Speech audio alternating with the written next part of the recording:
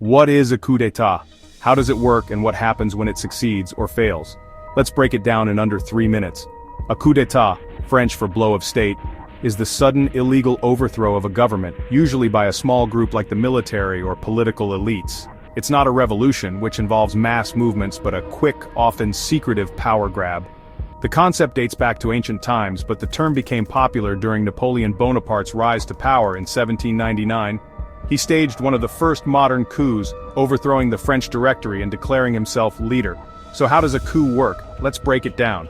Planning.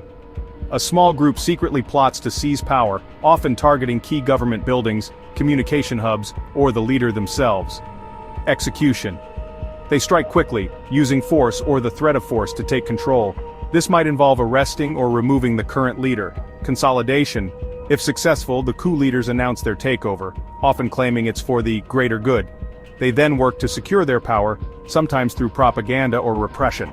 The consequences of a coup can be devastating. For civilians, it often leads to political instability, economic decline, and sometimes violence or civil war. For the coup plotters, failure can mean imprisonment, exile, or even execution. But even if they succeed, they often face international condemnation, sanctions, or isolation. History is full of coups. One famous example is the 1973 Chilean coup, where General Augusto Pinochet overthrew President Salvador Allende. The aftermath? A 17-year dictatorship marked by human rights abuses and economic turmoil. Often called a soft coup, the Zimbabwean military placed President Robert Mugabe under house arrest, leading to his resignation after 37 years in power. The coup was backed by the ruling ZANU-PF party, which replaced Mugabe with Emerson Mnangagwa. The coup ended Mugabe's authoritarian rule, but maintained ZANU-PF's dominance. While many celebrated Mugabe's removal, the country continued to face economic challenges, including hyperinflation and unemployment. The Free Officers Movement, led by Gamal Abdel Nasser and Mohamed Naguib, overthrew King Farouk X in a bloodless coup. This marked the end of the Egyptian monarchy and the beginning of a republic. The coup led to significant reforms, including land redistribution and the nationalization of industries. It also positioned Egypt as a leader in the Arab world.